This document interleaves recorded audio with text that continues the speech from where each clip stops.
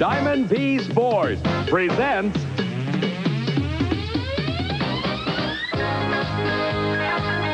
the American Sports Cavalcade.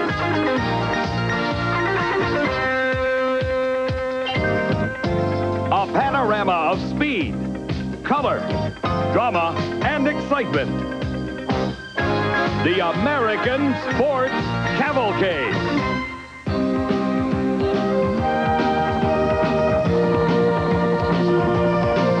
This beautiful expanse of water is the Clear Fork Reservoir in the Mohican State Forest.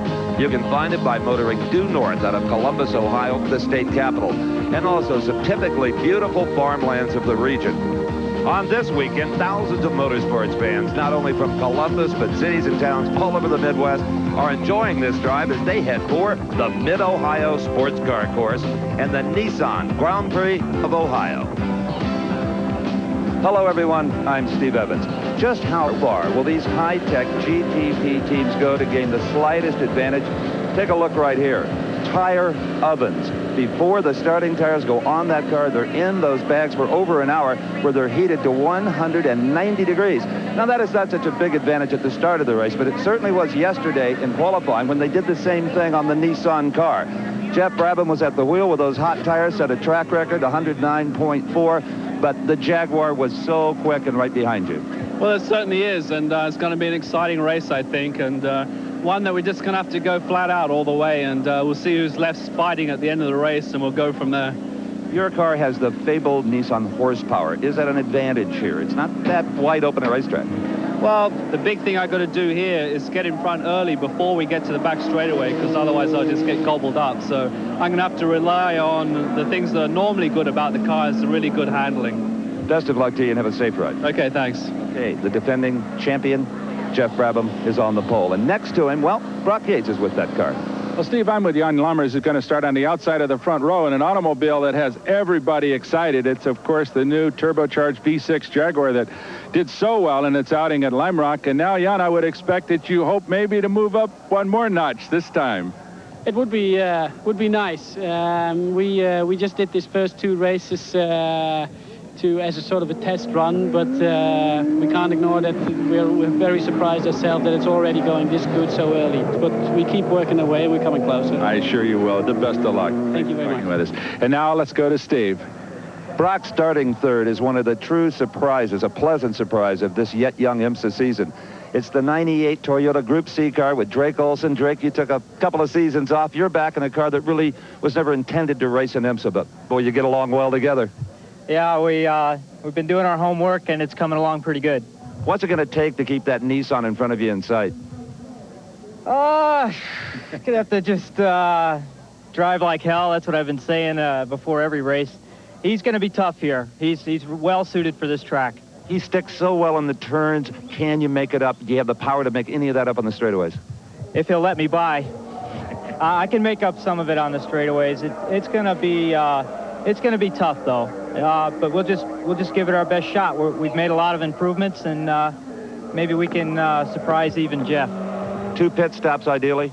Yeah. Good luck. Thanks. Okay. Brock? Well, Steve, I'm with a man we saw drive so well at West Palm Beach in our last outing with these automobiles, Bob Wallach, and he once again will start up near the front, the big, strong Nissans and Jaguars up front, but we've seen you go so well in this automobile that you've got to feel pretty good today. Well, as you know, this car is a very good car, and it should be a good race today, and we expect a lot of sun, a lot of temperature, because our tire, they love heat, and I'm not so sure the opposition like the heat. Porsches, they do like heat, don't they? Yeah, maybe it could be. So you'd like to see more sunshine and more temperature, huh? Well, not only for us, but also for the spectators and for the race itself. I mean, it's always nice when the sun is out and people enjoy being here and watching races.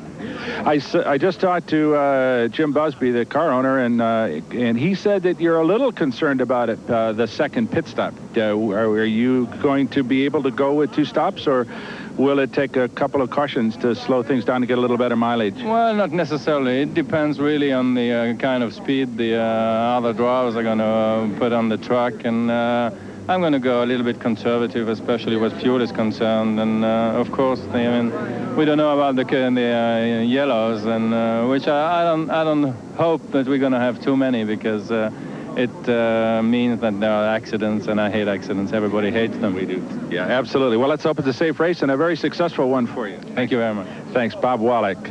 Now let's go to Steve. Well, Brock, there's still a few minutes before this field is set to roll for 500 kilometers of racing.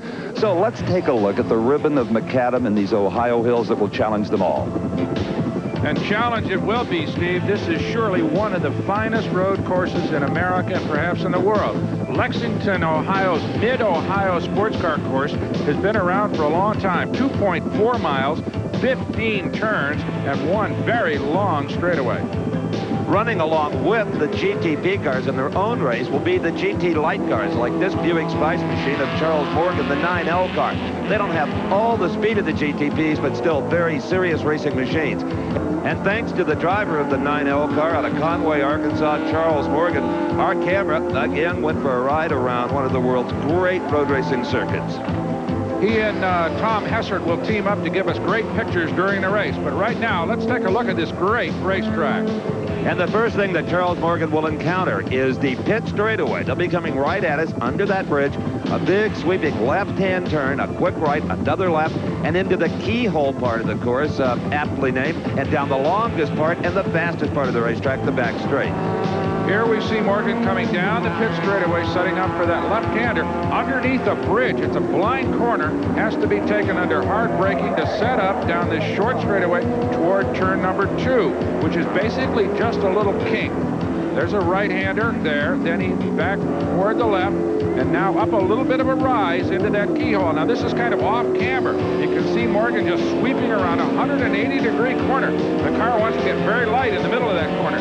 All right, Morgan out onto the back straightaway, up through the gears. The cars will knock on 190 miles an hour down here, the faster ones. This is turn 5, just a little kink, but it's flat out down toward a hard right-hander at the end of the straightaway.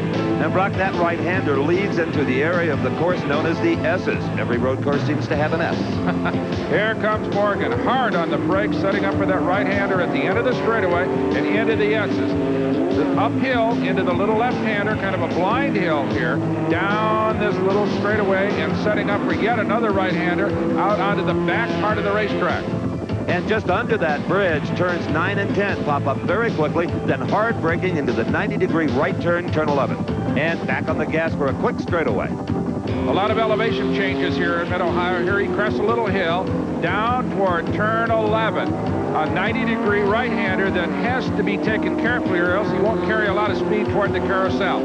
And the carousel is one of the most popular viewing areas here at Mid-Ohio, and it's reached by that sharp left-hand turn at the top of the screen. You'll feel some G-forces in here, lateral Gs. It's also the most difficult, really, series of corners in Mid-Ohio. It not only involves some elevation changes, but a change in pavement right in the middle of the corner. Here comes Morgan into the carousel, braking hard, downshifting and setting up for this big sweeping right-hander. There you see the pavement change as he heads toward the apex, down off the corner and toward the front straightaway. On his left, the pit area, and up ahead, turn number 1 to complete a lap here at Mid-Ohio. And again, our camera got to have all the fun riding along with Charles Morgan on an exciting lap of an exciting racetrack. 2.4 miles, 15 turns, and it's going to see 500 kilometers of action today. With a mixture of great automobiles, the big, strong prototypes, and the smaller but equally competitive GT lights. On the pole, appropriately enough for the Nissan Grand Prix, Jeff Brabham in a Nissan. Jan Lammers in the Jaguar beside him. Drake Olson, Toyota, Davy Jones, Jaguar, Bob Wallach in the very competitive Porsche. And Costas Lowe starting in the Spice Pontiac. So what we have here, Steve, is Toyota, Jaguar, Nissan, and Porsche, as well as a production-based American automobile or two. That's right, and back in the lights class, you've got a lot of variety as far as engines are concerned. There's Mazdas, there's Buick and various General Motors V6s. There's even a Porsche and a Ferrari here and there. We got a terrific variety of machinery getting ready for this 500-kilometer race as we watch Charlie Morgan warming up his tires. One of 3 camera cars we've got here, Bob Wallach in his Porsche and Jacques Villeneuve in his Corvette. We'll be back for the drop of the green flag at the Nissan Grand Prix of Ohio.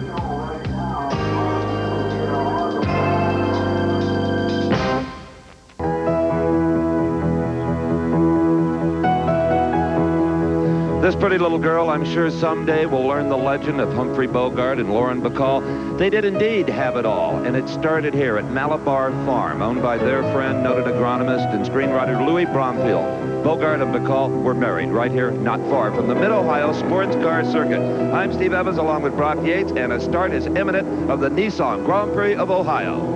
Steve, they're on the second of 2 pace laps here on this big 2.4-mile racetrack as Jeff Brabham leads the field up into the keyhole. Now they're going to form up 2 by 2 and take the green flag on the back straightaway, apparently to ease the congestion that obviously happens if you start on that front straight. Here they come. Brabham and Lammers, Nissan Jaguar getting ready to go, and Brabham jumps the start beautifully, takes the green flag, and establishes an immediate lead as they come down toward that right-hander at the end of the straight, Steve. Brabham wasted no time getting the boost up on that Nissan. We're riding with a 5th-place driver. This is Bob Wallach in the Porsche. Wallach said his tires love heat. Well, he's giving them all he can. Bob Wallach, one hard driver as he sweeps down off the S's and under the spectator bridge on the back part of the racetrack. Brabham has pulled out a little bit on Jan Lammers, and here is Jacques Villeneuve back in the 10th spot. Up ahead of him, the yellow Corvette-powered Spice car of Bob Earl. And here's the leader, Jeff Brabham, the red and blue Nissan car making that left turn that'll take him up towards the carousel. Right in behind him is Jan Lammers of the brand new V6 Jaguar, followed by the 98 car. That's the Toyota Group C style automobile of Drake Olson. They are 1, 2, 3. And right behind them is Davy Jones and the other Jaguar, and then our camera car, Bob Wallach, in the 5th spot. Look at this. Brabham has already opened out about a 10-car length lead on Lammers as we watch Bob Wallach charge up into the keyhole. That tight 180-degree corner at the end of this racetrack leading onto the back straightaway. Jeff Brabham, there he goes. Right behind him, Lammers in that surprisingly quick turbocharged Jaguar, but he can't seem to pull in Brabham, who's been so powerful all season. Yeah, poor Jeff Brabham in that underpowered Nissan. If you remember the opening of the show, nobody really is saying anything good about their own automobiles. With IMSA's rules meetings coming up, no one wants to be penalized with more weight or have their turbo more restricted. It is true, however, Brock, the Nissan doesn't have the raw horsepower it had a few years ago. Well, did you ever hear a race driver say, I got too much power? They'll always tell you some sad story as we watch Jacques Villeneuve charge down into that corner on the back part of this racetrack, trying to move in on Bob Earl.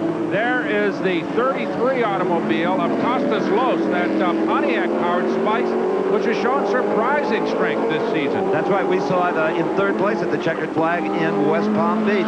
Costas Los with, as you said, the Pontiac motor with a lot of Cosworth influence there. Right. Giampiero Moretti right behind him in that red 962 Porsche, trying to move past Los, and right behind him is Bob Earl in that 64 automobile, the yellow car, which is again a Spice car with Corvette power. The Spice cars are very light, a little on the small side, and very interesting to watch. Thrilling cars through the tighter parts of this course.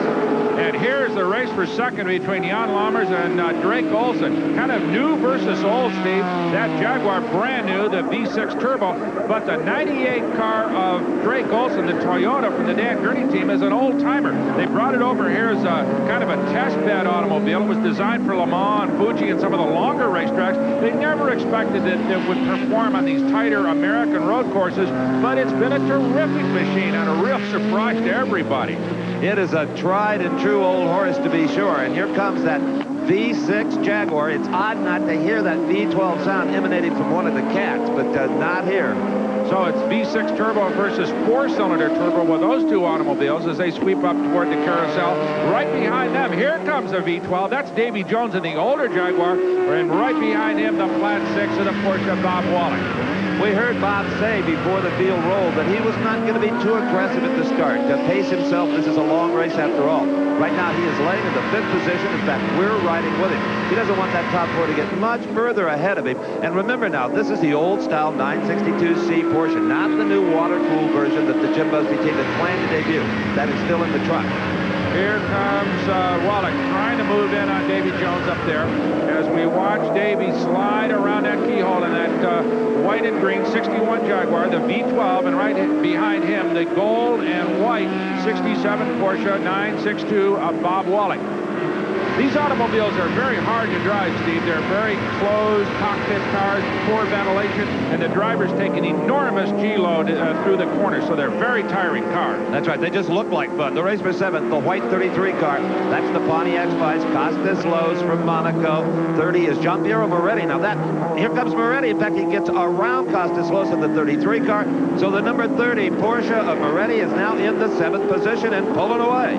Sheer case of out-braking Costas Lowe's at the end of that straightaway as we watch Moretti, who's a veteran of this kind of competition, hold on to that 7th spot. And you'll notice, too, that Costas Lowe's was challenged by Bob Earl in the yellow Spice automobile for his position. So we go back to the race for 2nd spot, and look at this. Olsen dives underneath Lammers to take it over at the end of the front straightaway. Great and very aggressive move by Drake Olsen, the young driver in that 98 Dan Gurney Toyota. This is only the 2nd outing, let's remember. For the V6 Jaguar, you really don't know how comfortable yet Jan Lammers and his fellow co-drivers are in that car. I don't think he wanted to take any chance of making contact there. He gave Drake Olsen the white berth. Well, it was a good, strong, and aggressive move as we watched Drake Olsen move around the 40 light car of Nicky Luttweiler. He's sitting back 16th overall. He's actually 5th in his class, GT Lights. As we watch Olsen hard brake at the end of the front straightaway and move around the 63 light car of Howard Katz. He's in 15th and 4th in the light class, Steve. But Drake Olsen, the 98 Toyota, after making the pass, has now put 9-10 car lengths between himself and the number 60 Jaguar of Jan Lammers. Olsen has either got a lot of power or the Jaguar's baiting a bit. Well, he may just be, it's a long race, he may just be pacing the car. Remember, it's brand new. Only the 2nd time out for this V6 turbocharged Jag. So he will probably move up, I would imagine, as the race kind of settles in. Or at least he's going to try. There's the 9 automobile, the blue Buick Spice of Charles Morgan that we watched earlier give us that terrific ride around this racetrack. Morgan now sitting 13th overall and 2nd in the light class.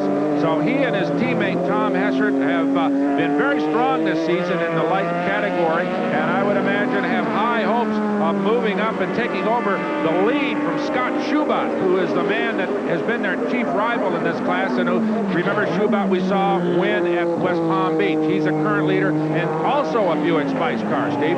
Well, Charles Morgan has Schubert just about in sight. There is Schubert running in the lead in GT Lights, the 4L car. That also is a Buick Spice. And right back there in the 2nd spot, well, we're riding with Charles Morgan. He's staying right in there. Well, we might just get a peek of that yellow automobile as Schubert's up ahead.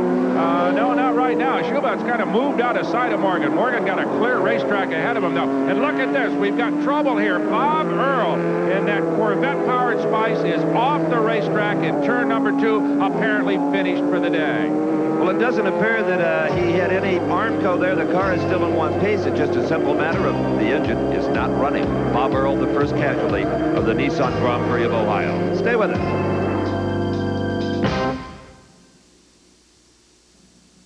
Brought to you by Nissan, built for the human race.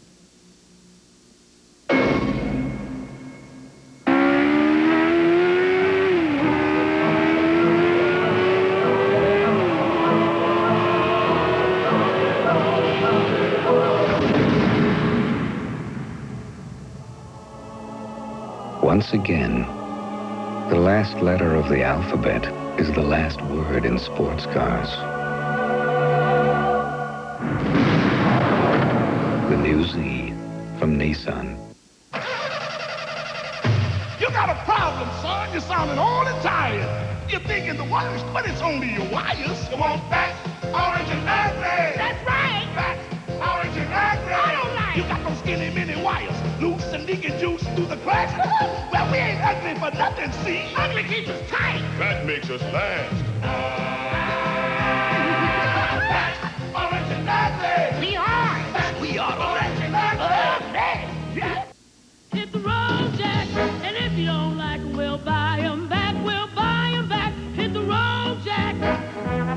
Road Handler Treadlock radials. Test them yourself for 1,000 miles. If you don't agree they're the toughest, best handling performance tires you've ever owned, Sears will buy them back. Hit the road, Jack, and if you don't like them, we'll buy them back. We'll buy them back. Hit the road, Jack. Road Handler Treadlocks at Sears. Tough tires you can trust. What you say? The Honda Lawnmower. It was first with a convenient blade brake clutch, with an automotive-type shaft drive, with an easy-starting overhead valve engine. It's the first mower good enough to be a Honda. Catch the winners on television's only series devoted exclusively to NASCAR competition. Ned Jarrett and Steve Burns bring you race highlights, interviews, and features on Inside Winston Cup Racing. Sports Sundays on TNN. You're looking over the shoulder of GT light driver Charles Morgan, currently sitting in 12th spot in his Buick Powered Spice here in the Nissan Grand Prix of Ohio. Jeff Brabham leads it, Ray Colson in the Toyota second, Lammers and Davy Jones in third and fourth, and Jaguars and Bob Wallach in the Porsche in fifth spot. Steve? In the sixth position is Fangio, the other Toyota, Moretti in a Porsche, Costas Loos, the Pontiac Spice, Bill Noob in the Corvette, and Jim Adams in yet another 962 Porsche. A bunch of automobiles, 4 or 5 different types, as we watch Jeff Brabham, the leader in that red, white, and blue number 83 Nissan, move in on Charles Morgan in our camera car. Now, this is a light car versus the bigger prototype. It'll give you an idea of the speed differential of these two automobiles.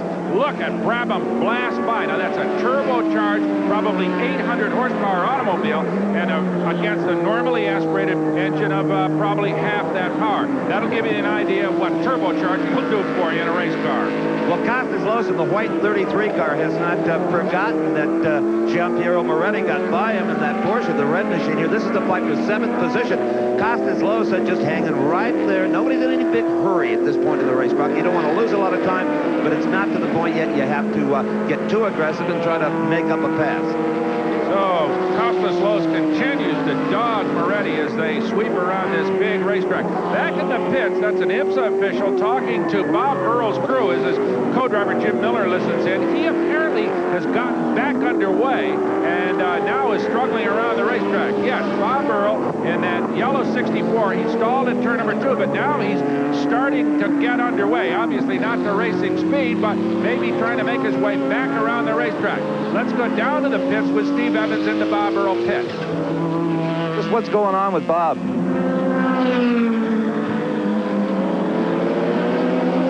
just had some kind of an electrical problem. And either he cured it in the cockpit or it cured itself. Yeah, we sent a couple guys down to coach him on it, and he's got it going again. Good mechanic as well as a driver. That's right. Okay, that's the story, Doug. Oh, Steve, I'm sure that that's just going to erase any chances for a high finish for Bob Earl and Jim Miller in that automobile, even if they get it running again. Meanwhile, back to racing for the 16th spot here. Those two automobiles, the 79 of DeLessep's and the 01 of Ken Nutt, they are fighting for the 6th and 7th spots overall in the light division. And identical cars, basically sister automobiles, both Spice chassis, English built, with Pontiac Firebird V6 engines on board. And you know, Brock, there's more and more Europeans coming over to drive American-built light cars like these. Ferdinand DeLessep's in the 79 car. I don't think he's from Suwanee, Georgia. That's what the entry blank says, but I think he's from Paris, France. And I would seriously doubt if he's ever been to Georgia, other than a race maybe in Road Atlanta. As we watch Juan Manuel Fangio, the second, currently in the 6th spot in the second Toyota, move in on these two guys. Fangio, of course, perhaps the greatest name in racing, and his uncle was the 5-time world champion, and many people believe the greatest racing driver of all time. I'm sure some people that debate that, but it's hard to debate the skill that Juan Manuel Fangio brought to motor racing. And I would tell you that Dan Gurney, who, of course, is the captain of this Toyota team, is very pleased with the progress of young Mr. Fangio. Feels that he may have some of the talents of his uncle. Oh, boy. If he had just a little bit of it, he'd be a champion. Jan Lammers currently in the 4th spot, has fallen back a little bit in that turbocharged V6 Jaguar that started on the outside of the front row. But he may be pacing himself a little bit as we watch Bob Wallach move in on him. There's Wallach down the back straightaway. That flat-out little right-handed kink in the middle of the straight is really not a corner. They call it turn 5, but it's hardly a corner. As Lammers hard brakes and goes into that right-hander up into the S's. He, remember now, finished second at Lime Rock in the debut of this automobile. As we watch Wallach chasing, he seems to be moving in a little bit on Jan as they head down toward the back part of this racetrack, the twisty part. Earlier, Steve had a look at this exceptional new automobile. James Bond would be proud of his countrymen racing their Jaguars here in the colonies, because the secrecy around this new XJR10 race car has been simply amazing. If it's not in line waiting to go out on the racetrack, it is locked away in the garage. And only the mechanics themselves have seen this car with the engine hatch removed. We can tell you it is a purpose-built racing engine. It's a V6, 4 valves per cylinder, 2 turbochargers, and it's 3 liters in size. And it's much more compact than the 12-cylinder engine, which is also here in the 61 car. Notice the improved line here over the V12. They're not fighting that high air intake. And also, it's a much shorter engine, so they can do some things aerodynamically back here, including create some fender wells that probably will improve the aerodynamic performance. Now, we all love the sound of that normally aspirated V12, but when this car is sorted out, I have a feeling that will be a thing of the past. You notice, too, that it's got skirts on it, old-time fender skirts to improve the aerodynamics on the sides of that automobile. As we watch Lammers, there is Bob Wallach continuing to chase him for that 4th spot. One thing the new Jaguar also has, Brock, that the V12 does not, and that's a lower center of gravity, much like the Porsche Wallach is in. That can only help. Bob Wallach, Strasbourg, France. Multi-winner in all kinds of great endurance races, including Le Mans, considered by many people to be the finest driver in this type of competition in the world. And remember, we saw him win at West Palm Beach with John Andretti.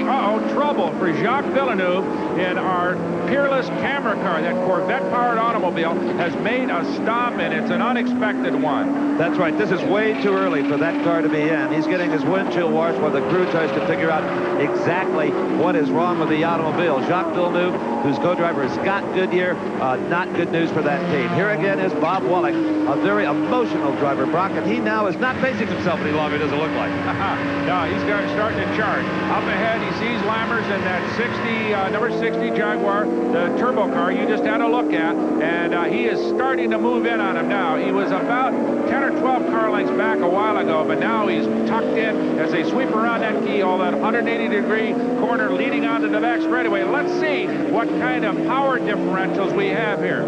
Lammers seems to be able to hold him up, but don't forget he's fallen back 2 positions since the start. That has the Jaguar team concerned. That is team manager Tony Dow conferring there. Perhaps Steve can get in and find out what's going on.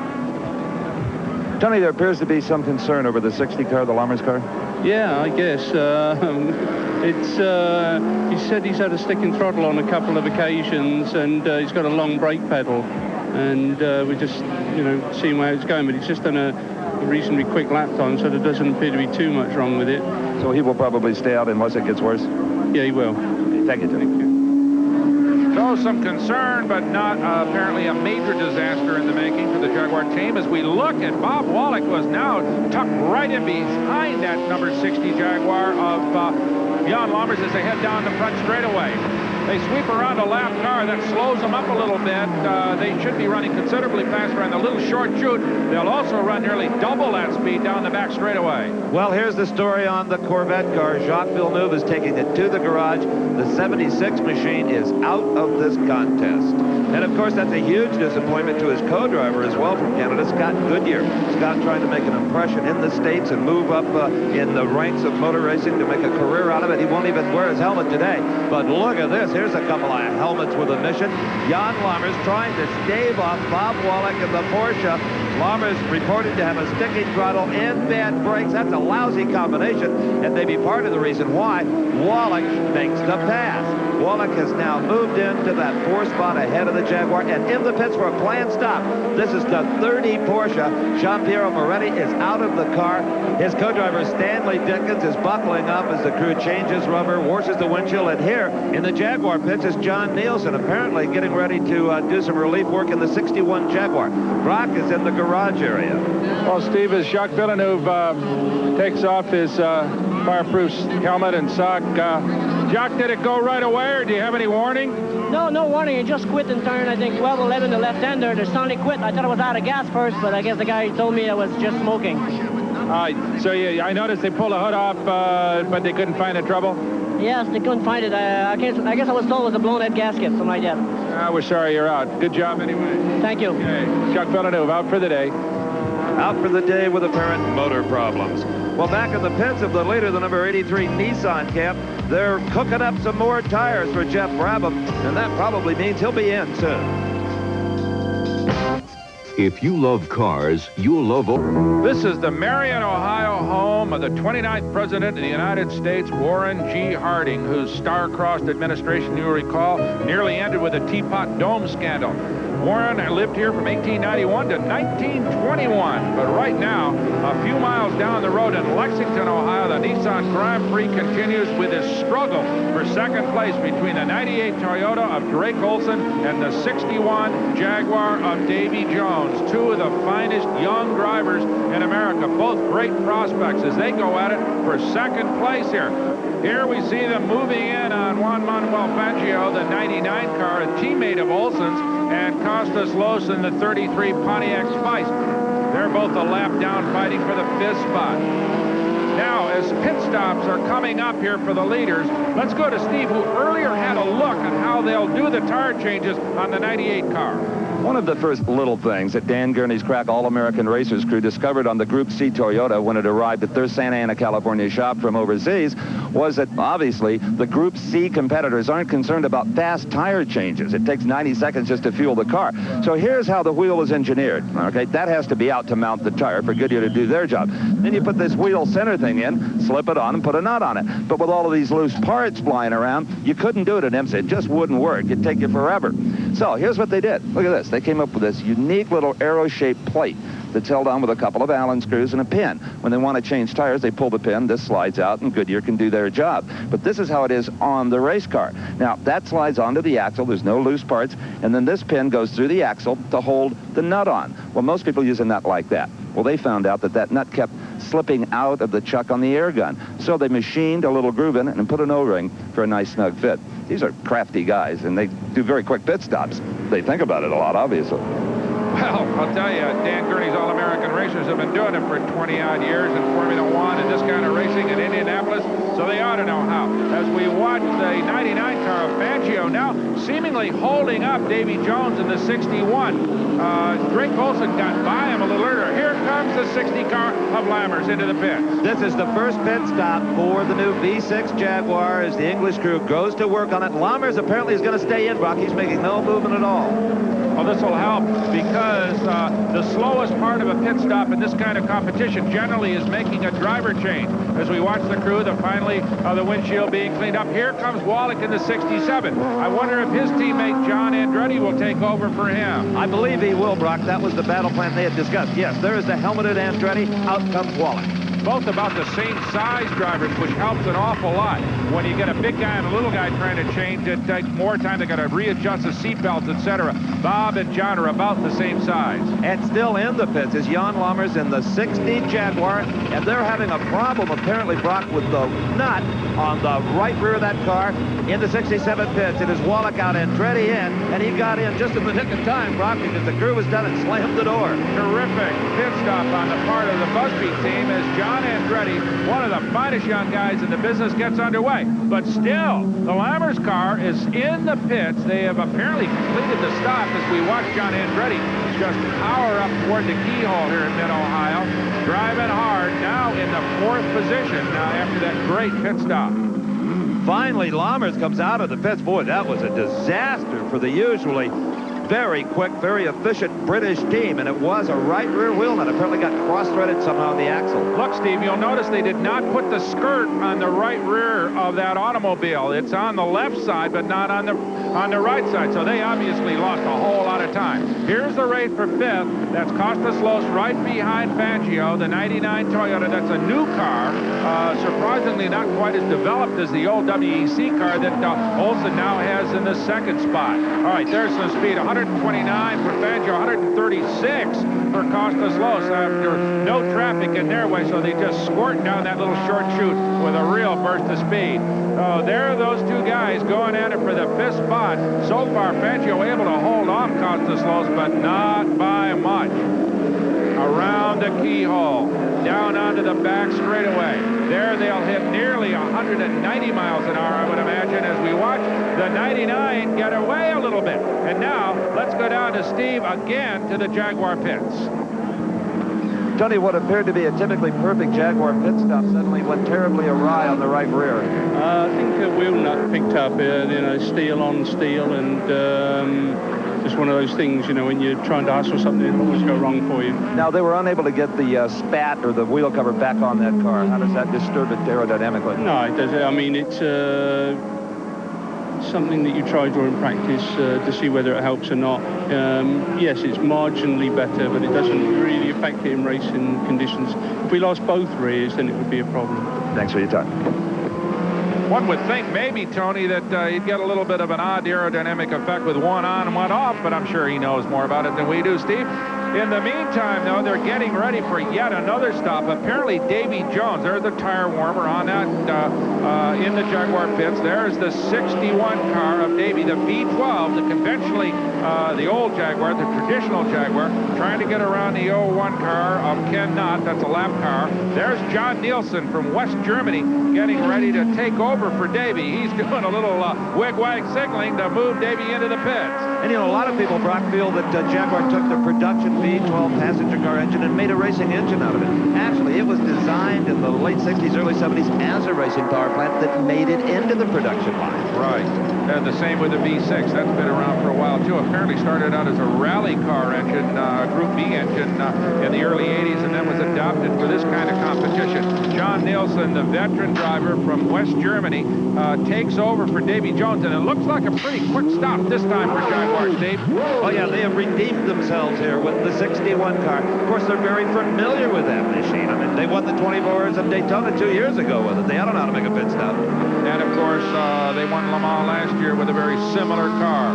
So we watch, once again, Costas, Lowe's, and Fangio going at it. Still in that fifth spot. They're trying to get around a lap car. That's DeLessep's in the 79. And here's trouble.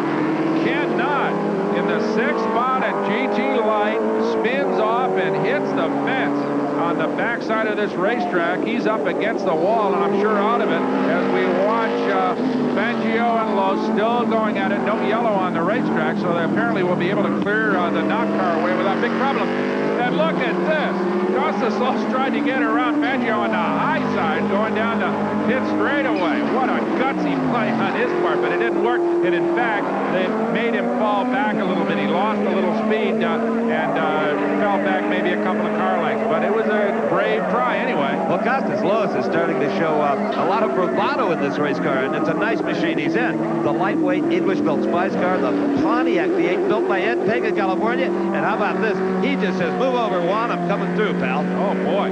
What an aggressive move on the part of Costas Lowe's as he shoves his way past the 99 Toyota of Juan Manuel Fangio II. And we'll be back right after this with more of the Nissan Grand Prix of Ohio.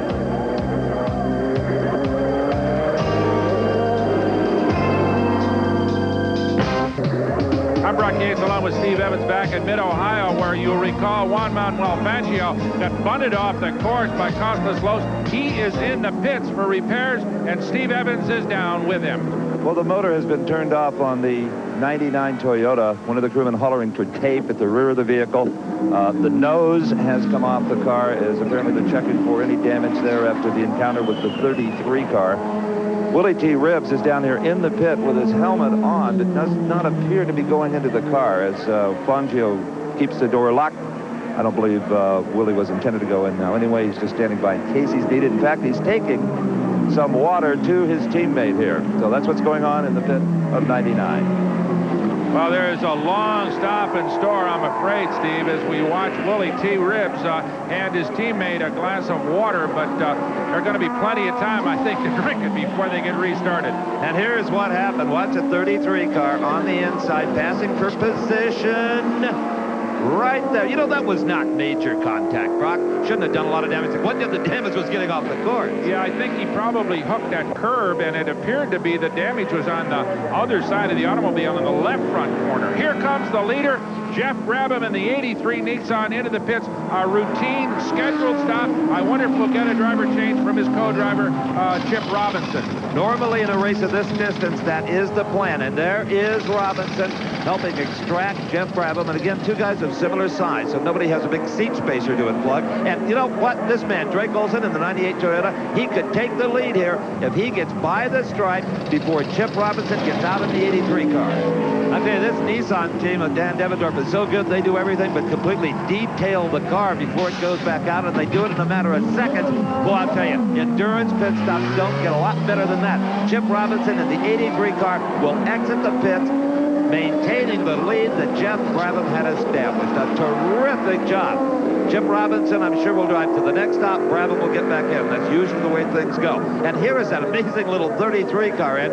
Costas Loos has scampered out of the car. His co-driver, Jeff Klein, will take over the controls. And from what we have seen with Costas Loos, Jeff Klein is inheriting a very fine little race car with a chance of a good finish here at the Nissan Grand Prix of Ohio. Well, right now, let's go down to the Nissan pits where Brock Yates is with the man who has dominated this race so far. Steve, I'm with Jeff Brabham, who just about a textbook drive. I would imagine he couldn't ask for a whole lot more than that. No, not really. The Nissan's really handling nice. I mean, I got a nice balance out there. The track's fairly slippery, and I'm using a lot of racetrack, but it's not one end or the other, so I'm really happy where the car's going. Whereabouts is it slickest, Jeff? It's really everywhere. You know, the track's pretty slippery, and you just kind of slide a lot, but because my car's sliding equally, it's pretty good out there. Yeah. Fantastic drive. Now, are you going to take it again at the end from Chip, or will he carry on? The plan is that unless yellows kind of mess things up, but you know, right now things are going pretty well for us. Perfect. Congratulations. Thank you. Well, drivers who have to follow that Nissan when they can will tell you it doesn't look like it slips around on the course very much to them. Handles more like an Indy car. All right, here we are again in the 9 light car. This is Charles Morgan. He is second in GT light right now, exactly where he started. Leading the class is the 4L car of Scott Schubot. In fact, Schubot right now is in the pit area. And you just saw a flash of blue on the pit straight. Well, that was 9L Charles Morgan taking our camera into the lead, Brock. And he has yet to stop, Steve, so we'll see how far he can get out in front of his arch rival, Scott Schubot. These two guys dominate this kind of competition as Schubot gets underway. He still holds on to the second position, but he has taken on fuel. Morgan has not. So we watch Charles Morgan head down the back straightaway here at Mid-Ohio, probably up to about 170 miles an hour as he heads through that little kink down toward the right-hander at the end. We're back in the Toyota pits for a stop on the 98 car. That's right. Drake Olson, who was running second with the 98 car, is out of the machine. He said, come on, hurry up, to Chris Court. Now, this is a situation where one driver is considerably taller than the other, and it can take longer to execute that change. Drake Olson out, Chris Court in. We'll be back.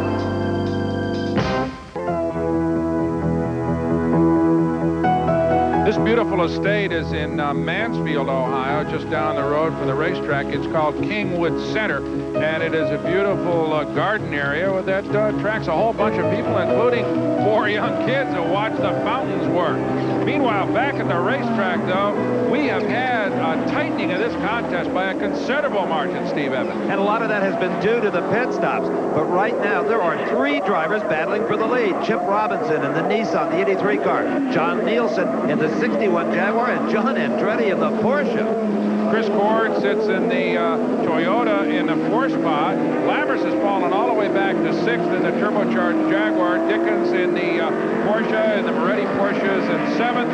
And the 10th spot is Juan Manuel Fangio in the 2nd Team Toyota. Right here is a man, John Andretti, who right now is in that 3rd position. And he can see not only 2nd, but 1st as well. And that's a rarity these days in endurance racing. Well, it is, Steve, as the pit stops definitely tighten things up. And I'll tell you what, this young man can drive a race car. He is the nephew of Mario Andretti.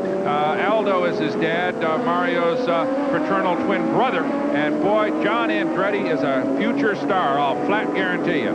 And speaking of future stars, a lot of people have their eyes on this young man, Chip Robinson, who just took over for Jeff Brabham and continues to lead in the Nissan, doing a fine job. Chip, a former champion in this series, along with Al Holbert in the Porsche. 125 miles an hour for that Nissan, and it squirts down this little short straightaway in front of the pits and continues to lead. Heading down toward the keyhole. Right behind him, of course, is the John Nielsen-driven Jaguar, the V12. Remember that he took over for the man who started the car, Davy Jones. Who's with Steve? Does a normally aspirated car enjoy still any kind of fuel economy advantage, or has that gone away? Well, I think it has a lot of advantage around the engine is heavy for one, but when we can get the car working well and places where we don't run a lot of downforce in the car, it can be competitive. But on this short stuff where the restrictor from IMSA, it's restricted down so much so the boost comes really good now coming off the corners, and they're quick, down the straightaway. Will you get back in? I might get back in the turbo car. I don't know yet. So ooh, that could be fun. A bit of a change there. Good luck, Davey. So some driver movement here, some tactics being laid out by the Jaguar team as we watch the race for fifth. 33, Jeff Klein, that's the Costa Slows car. Lammers in the 60 Turbo Jag, and the 30 car is Stanley Dickens right in front of him. He's a couple of laps down as we watch Klein move in on him and probably try to make a pass at the end of the straightaway. But look at Lammers on the inside. He's got the line at the end of that straightaway and will retake that position from Jeff Klein. And let's remember that Lammers has more laps on himself in this race than any of these other drivers. Lammers did not get out of the car on the pit stop. Chip Robinson is fresh. Jeff Klein is fresh. Just about everybody out there, including John Andretti, but not Lammers. He's out there just sweating it out. He's a tough young man. Has some Formula One experience, has driven a lot of different kinds of cars, and is a tough, well-conditioned driver. As we watch him try to move around that number 30 car, the Porsche 962 of Stanley Dickens, around through that big sweeper that they call the carousel here in Mid-Ohio, down off that corner, and he's moved right in behind him now. Well, speaking of trying to move right in behind somebody, how about John Andretti in the 67 Gold 962 Porsche? He is trying to sneak up on that man, John Nielsen, in the V12 Jaguar, and here he comes. Through the keyhole, we'll see there's going to be a drag race in just a second or so. Some smoke out of the Andretti car, but I don't think it's any major problem. Here they come down the long straightaway where they'll just run them as hard as they can. And look at the V12 seems to be able to pull John a little bit down through that part of the racetrack. We'll see how they work here as they get all over the brakes into that right-hander at the end of the straightaway. Nielsen continuing to hold on to second spot, but Andretti now in the twisty stuff seems to be able to close in a little bit. Two very tried and proven race cars. And here into the pits finally comes Charles Morgan, leading in the blue 9L car, the V6 Buick Spice. He's taking on tires all the way around, fuel, and there is his co-driver, Tom Hessert, getting in. Tom going to put that little cushion in there. He's a little bit smaller in stature than Morgan, who's a big man. And now Tom climbs on board.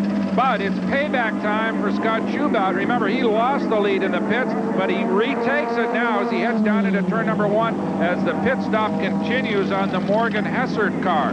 So Scott Schubert back in the lead in the light category.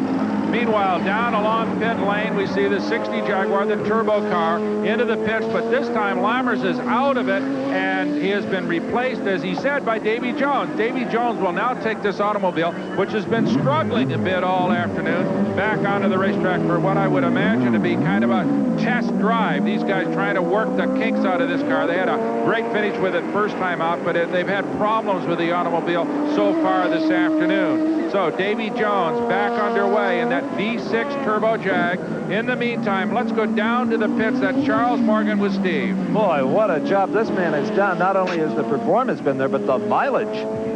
Yeah, I'm amazed.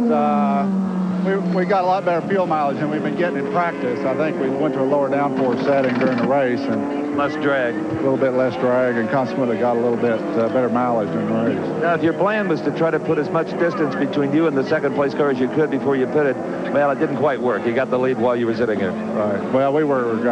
I couldn't go much harder than I was going, so we picked up, I think, 34 seconds, but it's hard to get in and out of a pit and do a pit stop at any time like that. Now, obviously, to me anyway, you've got enough fuel to go to the distance. Do you leave Tom Hessert in the car the rest of the race or what? Yes. Tom will be in the car the rest of the race. He's a good finisher. He'll do well. So I think we still have a good shot at it. We'll be watching. Good luck. Okay, Charlie Morgan, always a contender in the light category. As we've got a car stopped, that is the 60 Jaguar of Davy Jones. He just got underway, and he stalled on the back part of the course, and that is a very difficult position. And a dangerous one in turn 10. In the pits, Chris Court has brought the 98 Toyota in. Apparently, Drake Olson had all the R&R he needed and is going to get back into that car to finish this 500-kilometer event. So Chris Court out of the machine. Drake Olson is in. The doors are snapped shut, down off the air track. The headlights are on. and the car stalls. He has lost power. He's grinding on the starter. Here comes the crew to try to bump start it, and they get run off by a flash of fire. And finally, the machine is underway, but Brock, it is still on fire.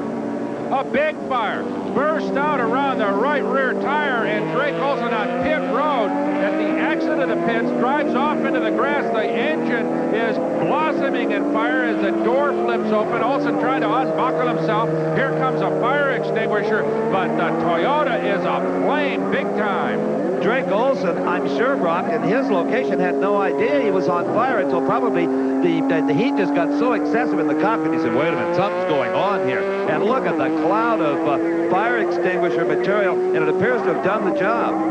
No, it flares up again on the right side. That was where the fire seemed to start to begin with, so the workers come in with the CO2 bottles and get it this time. But boy, that is one damaged race car.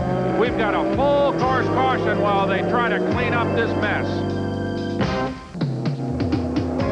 We're back in Mid-Ohio for the Nissan Grand Prix, and this is how the fire started in Drake Olson's number 98 Toyota. There you see, he stalled on pit lane after taking over from Chris Cord, and the fire blossoms out, apparently out of the turbocharger. The crew pauses for a moment, then apparently thinking that it was just a temporary condition, move in to re-push Olson to get back underway. Well, that wasn't the case at all, because the fire was serious. He only got a few yards around the corner, and this happened. The fire all over the backside of the race car. Olson struggling to get out of the automobile, obviously alarmed about the whole thing as he quickly exits. And now let's go to Steve, who's with crew chief Gary Donahue. Any idea? We saw a ball of fire as they attempted to restart it there. What do you think all that was? Not quite sure. It died. It coughed back through the blower and, you know, set something off. I'm not sure what it was. Okay, sorry to see the car out and having those problems, but it's all repairable stuff, I'm sure, Brock. Thankfully, Drake Olson okay after that close call. We've got a race in the pits now. That is the lead automobile, the 83 car. John Andretti comes in as well. There will be driver changes with both these automobiles. There's Wallach climbing back in and replacing John Andretti.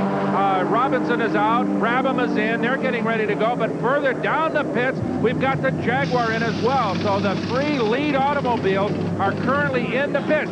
But look at this. Bryce Cobb is taking over for Nielsen. He'll beat him out of the pit and take the lead. So the V12 Jaguar now out first and in the lead. But Brock, you'd have to say it was the almost military precision of the Jaguar crew that put Bryce Cobb out here in the lead. There was a little bit of a bobble in the Nissan stop. I'm not sure what it was. It was not as smooth as the first one. Well, they've fallen back to third place because Wallach takes over and gets out in second. So Jeff Brabham has his work cut out for him. After dominating this race, they have now fallen back to third, and we will see how much power that 83 car really has. And now let's go down to the Jaguar pits, where Steve is with John Nielsen, who, with Bryce Cobb, has his car in the lead.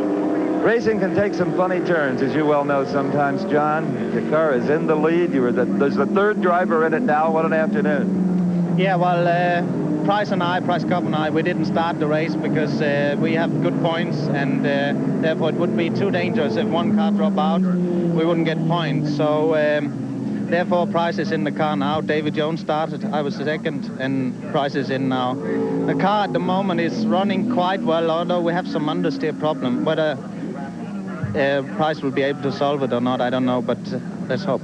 One thing we do know, Bryce Cobb is a strong finisher. Definitely, yes. Thank you, John. Thank you.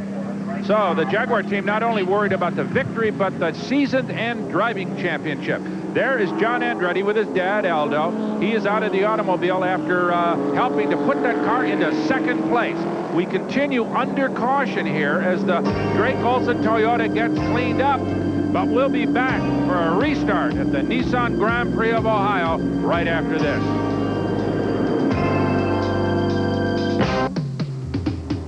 The caution brought out by the flaming Toyota is still under effect here at Mid-Ohio.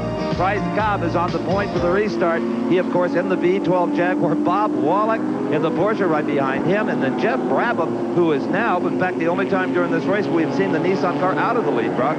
Steve, we've got 5 different makes of automobile in the top 5 positions, which indicates the interesting variety that we have in this kind of competition. That is Bob Wallach.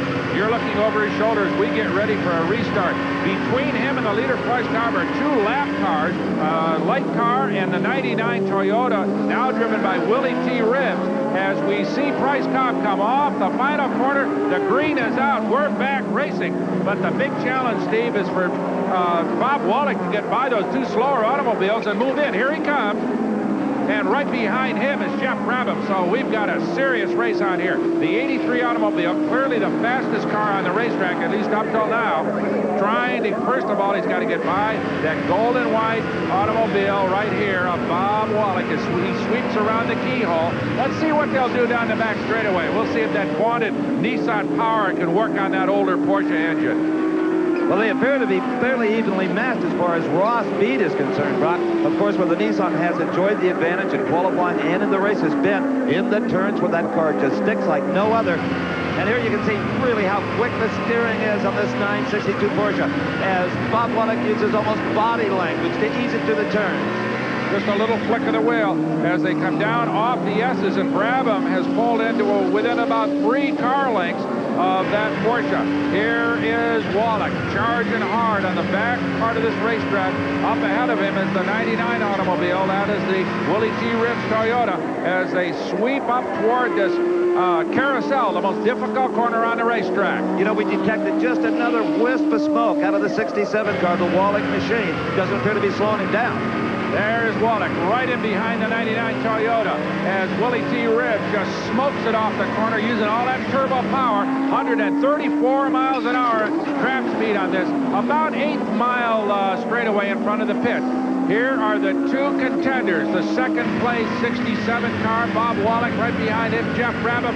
The man holding him up right now is the 99 car of Willie T. Ribbs, driving as hard as he can, but I would imagine he'll get taken on this straightaway coming up. And there again is some smoke out of the rear of the Bob Wallach car, running second behind the lap car of Willie T. Ribbs. Willie out there really doing testing and laboratory work on the AAR Toyota, trying to get it competitive. And here is Bob Wallach at the end of the longest straight. Can he get Willie under braking? No! Willie shuts the door on him. Willie driving it hard up through that little S-bend. The S is here. Down toward that right-hander, Wallach. Of course, facing the challenge. More smoke from right behind him. Jeff Brabham obviously trying to move by both these automobiles, but at this point cannot do it. Willie T. again shuts the door. Puts Bob Wallach up on the curbing on the inside of that corner. Ribbs obviously knows he's got a leader right behind him, but not about to give way at this particular point. And that is really the only salvation, I think, for Bob Wallach right now, is he's kind of cornered behind the Toyota of Ribbs. If he knows that Jeff Brabham is in the same position, and Ribbs disappears because he's going into the pit. Willie T. is bringing in the 99 Toyota. We said again that they're out there right now developing this car more than they are racing. Willie brings it in for the reason hopefully we'll find out. So now Wallach has clear sailing as he tries to chase down the leading Jaguar with behind him Jeff Brabham and maybe the most powerful car on the racetrack right now. Right now, let's go down to the Nissan pit with Brock. Steve, I'm with Chip Robinson, who just got out of the 83 car and turned it over to Jeff Brabham, and it looks like he's slowed up a bit, Chip. He doesn't seem to be able to run down Bob Wallach, and the car doesn't seem to be quite as strong as it was. Did you notice any problems when you gave it up? No, the car is as strong as it was, I'm pretty sure, unless there was, he got a set of tires that maybe wasn't quite right, which I doubt. More likely, we don't have a good top-end speed on the straights, and so it's going to be very, very difficult for him to get by Wallach, and that's probably what's holding him up more than if he can get by him, I think he'll be all right. Well, that interval remains at just about a car length or 2. Bob Wallach staying in the second spot. If any car is loose out there, it may be Wallach, judging by our view out of the windshield. Brabham right on his tail.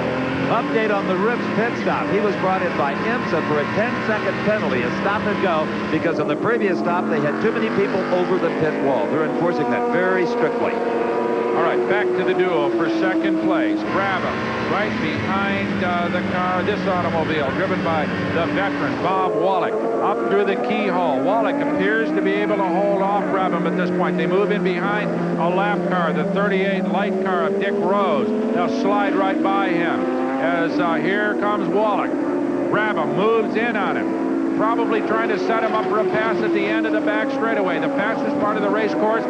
Brabham moves on the inside. He's got the line for the hard break at the end of this corner. He takes second place with a beautiful pass, outbreaking Bob Wallach at the end of that probably 190-mile-an-hour straightaway. Yeah, he certainly did not execute that pass because he's down on power, right? Well, he used braking, though, not sheer horsepower to get by him. But look at this. One pass, he just whistles. Now he's moving in on Bryce Cobb, the leader. Let's see if he can catch him. We'll be right back at the Nissan Grand Prix at Mid-Ohio. Well, the wait has certainly been worth it here in the Nissan Grand Prix of Ohio. I'm Steve Evans along with Brock Yates, and we're in some very exciting closing laps of a 500-kilometer race. Bryce Cobb out front with a venerable V12, normally aspirated Jaguar. Jeff Brabham, as you saw earlier, has just taken over second from Bob Wallach. Wallach, you know, is going to give up. Costas Los is back in this thing with the Pontiac Spice in the 4th spot. But I think the race right now is between the lead automobile of Bryce Cobb, as you said earlier, Steve, a fine finisher, a good, strong, young Texas lad with a great future, trying to hold off the transplanted Australian Jeff Brabham as they sweep past 129, 130 miles an hour. That seems to be that speed for these turbocharged automobiles down that little short straightaway in front of the pit. But look at this, Brabham now just slowly nibbling away at Bryce Cobb, moving in on him as they head up into the keyhole. The handling of that Nissan seemingly paying off all the way around this racetrack right now as Bryce Cobb, V12 versus V6 turbo car, down the back straightaway here, and Cobb showing surprising power. Brabham moves in behind him, can't make the pass at this particular point. Up ahead is Tom Hessert in the light automobile. They are sitting in second. He's a co-driver with Charlie Morgan as we watch Bryce Cobb and Jeff Brabham come out of the S's, and Brabham currently being held at bay, but you'll recall too that was the case with Bob Wallach, and then suddenly just burst by him with a giant show of power out of that 83 automobile. There a little twitch on the part of Brabham as he came off that corner. They both moved by Hessert, and Bryce Cobb continues, though, to hold on to the lead here. It's going to be just a race to the finish against the automobile that has dominated competition for almost 2 seasons in IMSA GT prototype racing. Down the front straightaway as we go to Steve Evans in the Jaguar pits. Well, Tony, certainly we have 2 fine drivers in a real last-ditch shootout. How do you feel about Jaguar's chances? Oh, I think Brabham will get by. He's got quite a superior car at this moment in time. But the V12 certainly has been an outstanding performer today. Yeah, he's done well today, hasn't it? We pulled some tricks out of the hat. Glad that you still drag it along with you. Yeah, right. It probably mean we still keep the lead in the Drivers' Championship and maybe the manufacturers, but I'm not sure about that.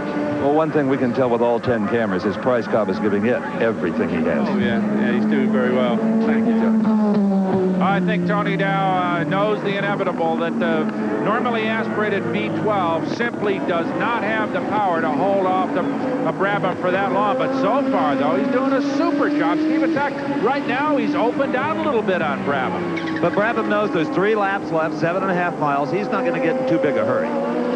One car he doesn't have to worry about is the 67 car. Bob Wallach has faded badly. But you know, if Jaguar thought that V12 could handle the Nissan, they wouldn't have spent 10 or 12 million hard-earned bucks building the new car we saw today. No, definitely. The hope for the future for Jaguar lies in the Turbo V6, which is essentially a similar engine setup to the one that Jeff Brabham carries behind him in that red, white, and blue Nissan as they head down the front straightaway, with Bryce Cobb continuing to hold on by about 5 car lengths. The leader of the light category, Scott Schubert, into the pits, and this is an unscheduled stop, Steve.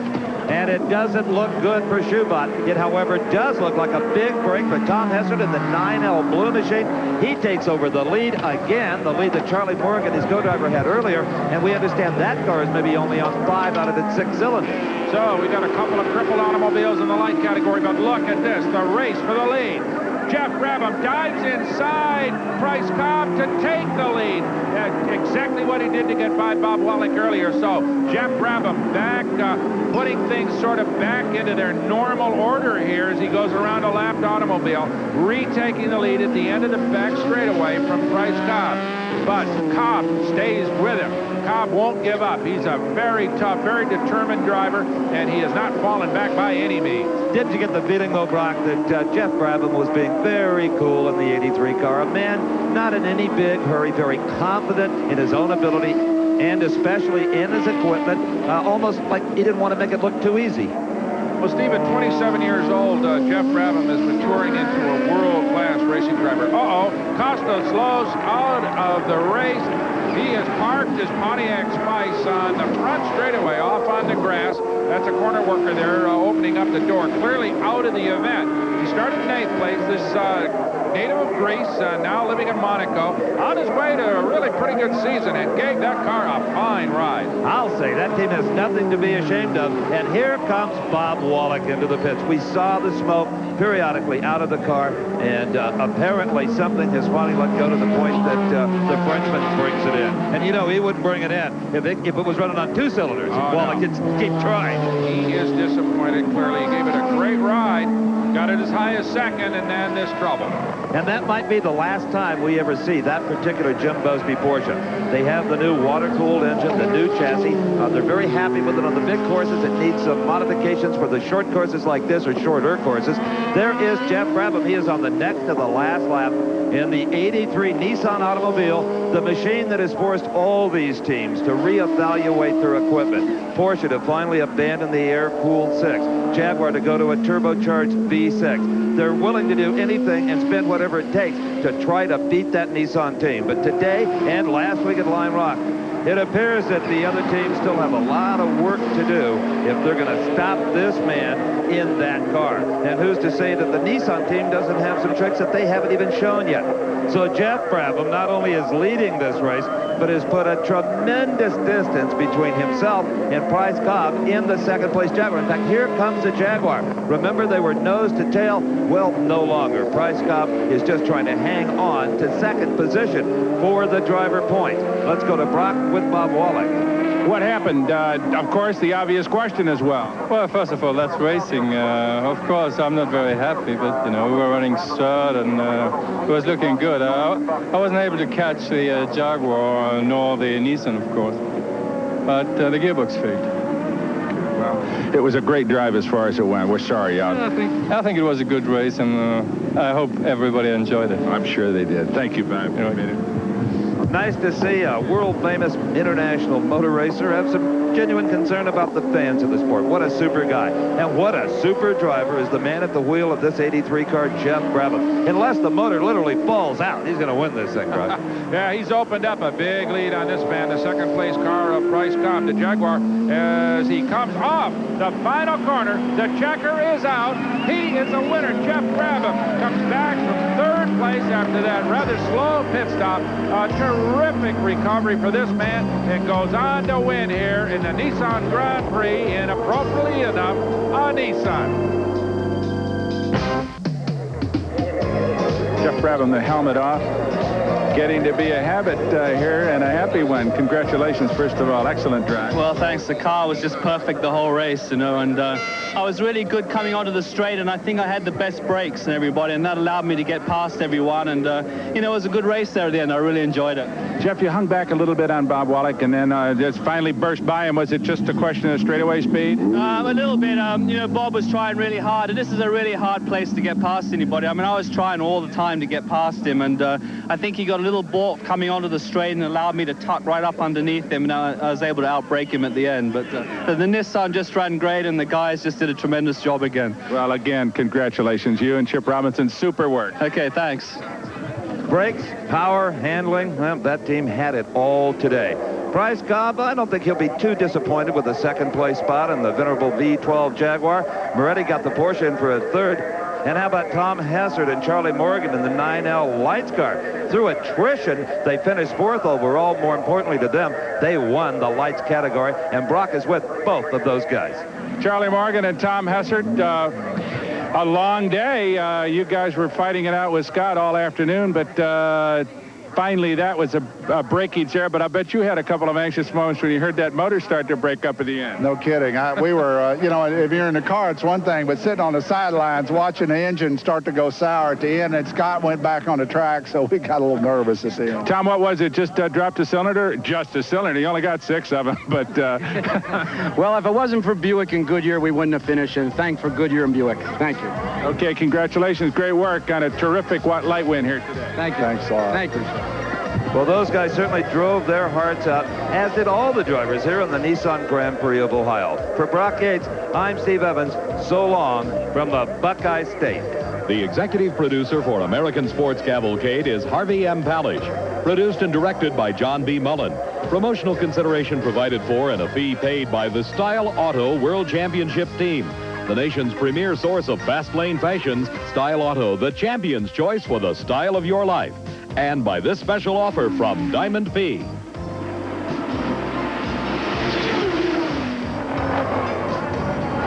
Just incredible. You know, for 6 award-winning seasons on American Sports Cavalcade, we've shared the excitement as fearless competitors push too far. Yet, miraculously, we've watched them walk away. Diamond P has now captured all this excitement on a spectacular new home video called And They Walked Away. The mayhem of motocross, the tumbles of sprint cars, the spins of stock cars, 60 minutes of breathtaking footage. For your copy, call 1-800-453-9300 or send a check or money order to this address. Just $24.95 plus $3.50 shipping and handling. Visa and MasterCard accepted. Call 1-800-453-9300 now.